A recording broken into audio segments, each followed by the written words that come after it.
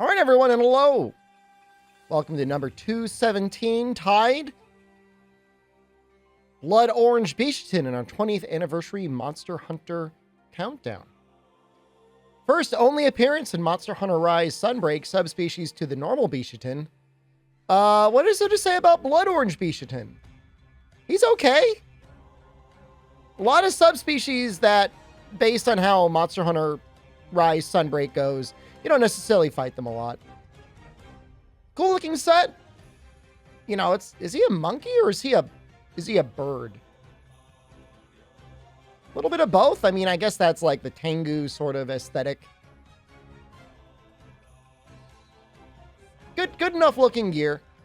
I remember using the arms a lot. I think they have like 3 points of latent power on them. The sets, it's like almost not even worth talking about what skills are on them because everything just gets augmented off anyways until you get like good meta skills on there.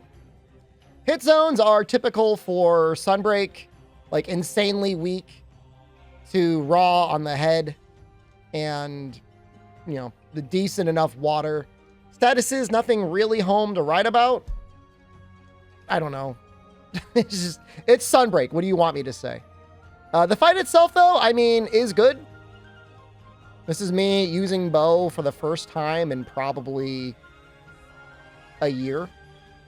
I'm at least using his full set, I guess. I guess we got that going. My shame is not using Dodge Bolt. Dodge Bolt was cool. Dodge Bolt is one of those moves in Sunbreak that feels like its risk-reward is appropriately measured. Big thing is he gets these pine cones. I think he could also shoot fire out of his mouth as well. I just don't know what to say about Sunbreak combat. I think it's really the wirefall recovery. If there was no wirefall recovery and you got rid of all the like extremely generous silkbind parries, I think I would be okay with it. I still don't think it's a very good looking game. I mean, obviously it was made for a 8-year-old Android tablet. So it was never going to look as good as Monster Hunter World.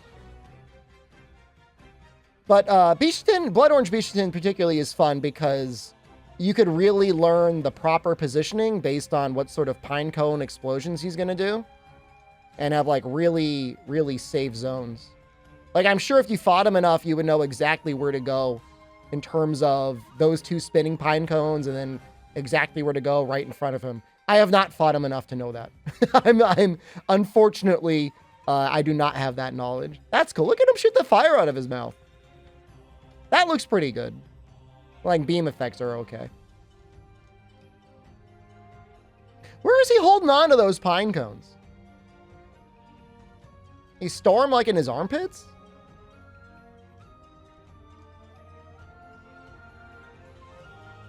I tried to do a pretty good job of capturing all of the various tricks he can do with them. He's got a lot.